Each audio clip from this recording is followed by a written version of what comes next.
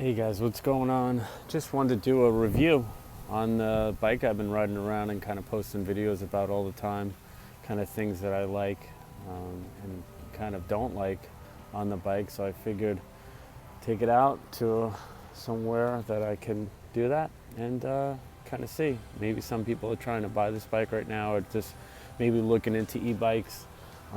This is my first e-bike. I was looking into it.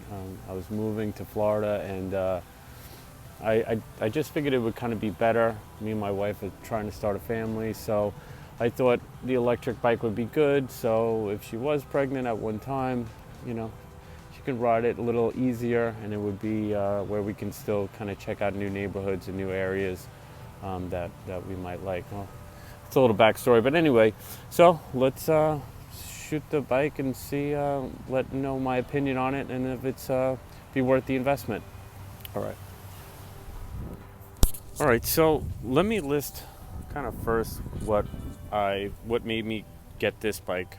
First and foremost was the dual motors. I was kind of looking around at different bikes. I was really into, I almost got the Super 73, and I thought it was kind of cool. Casey Neistat had it, and I watched a lot of videos of him on it, and it just looked like a fun bike to have and to kind of just kind of cruise around in. And after more research about the batteries and whatnot, and seeing how this particular bike, the Ariel Rider D Class scrambler, had such great reviews, and not only great reviews, I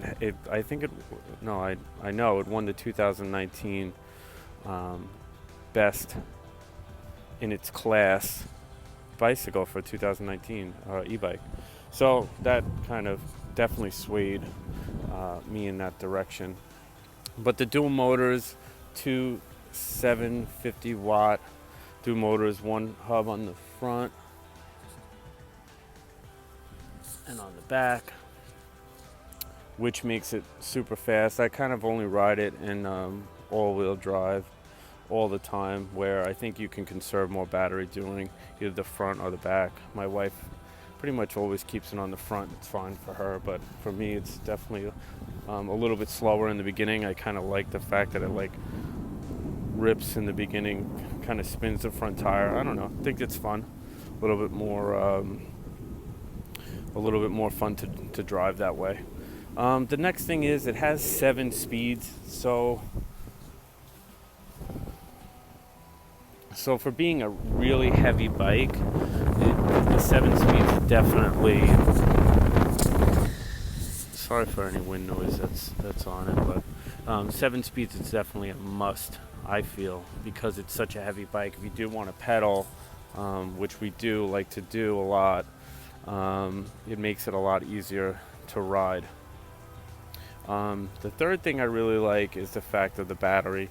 Battery's a Samsung battery, had great reviews, which meaning it can last a lot longer. The charge stays charged for a lot longer. On this particular one, I get about 60 miles, depending how you ride it and how much throttle or how much electricity you use. That's an obvious thing, but I never ran out, even on a low battery. 30% left and riding 15 miles or so and getting home. So it's never been a problem. So that was definitely something that definitely swayed. It also has the hydraulic disc brakes this way. It shows the model name. This is dirty. Teak Tro, I think it says.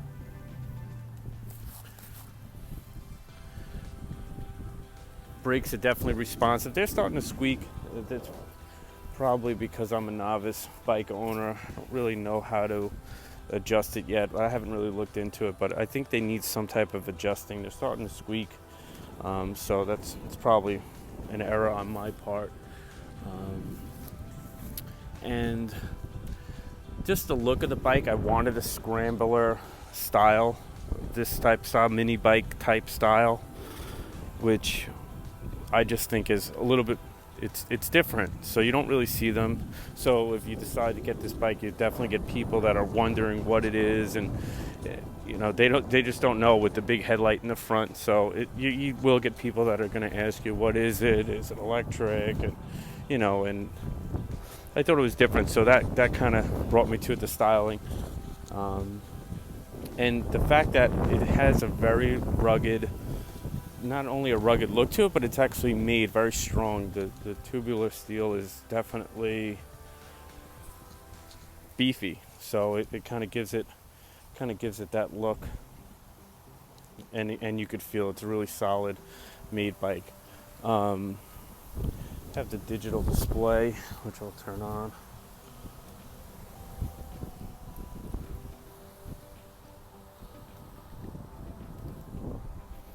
I don't know if you can see that. So you have your miles an hour, you have your assist, your pedal assist, your trip, your time. Excuse me. You have your different selections for front, rear, and both at the same time. Then you could go up and down through the pedal assist and go through your selections on the actual digital display. What I liked about the bike was the throttle. At first I didn't think I would like it, but actually now owning it, instead of the thumb throttle that some bikes have, this is a twist throttle. The twist throttle I think works out better for me. I mean, everybody's different, but I like it. Grip's really comfortable, and I thought it was an upgrade, but they actually came with it. I was going to upgrade to these originally. When I was looking, there was like this rubber with some grips on it, similar to maybe this material. It ended up coming with the leather grips, which I really like. I think they're definitely show its quality there. The bike is $2,400. Some people paid a little bit more, or maybe even a little less. I think I paid $2,300 for each bike. I do have some complaints that you kind of don't know until you ride the bike and take it home. The seat is definitely not bad. It has some cushion in it, but if I could upgrade it, if there was an option to upgrade it, and I knew that was going to be something that I would find uncomfortable at times, I would have upgraded it. I've seen people on Facebook and stuff speak about upgrading, going to like a motorcycle upholsterer type person and having it upgraded or something like that. Something to look into after this whole mess is over with the virus and whatnot. That's definitely something I would upgrade. And one thing that I found with the electric motors, they're loud. When you're giving it full throttle, they definitely make some noise, which some people might want because it lets people know like you're coming.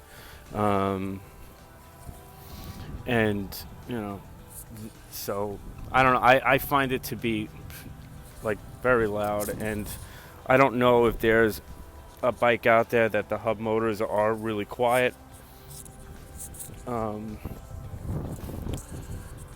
Definitely something to just know. It definitely does a squeal.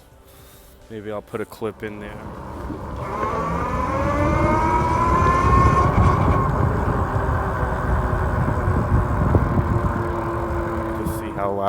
How loud it is. That's really my only complaint. If I were to be nitpicky. Otherwise, I really like the bike. I think it's a really good bike. I think it's sturdy. Other than little squeaks and things like that, I think it's made really, really well. And I would recommend it to anybody that was looking in this category to get one.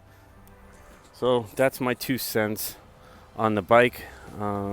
Again, it's the Ariel Rider D Class scrambler with the dual motors, and hopefully this video was helpful if you were deciding to purchase an e-bike, scrambler style. That this might have made a decision a little bit better for somebody that actually lives with the bike and owns it. There's reviews out there that they're kind of riding it for 10 minutes. There's certain things that you just can't know unless you have it on an everyday basis. Well, and again, hopefully you like the video. If you do like it, please subscribe to the channel for more videos on the bike, and hopefully I see you next video. Have a great day.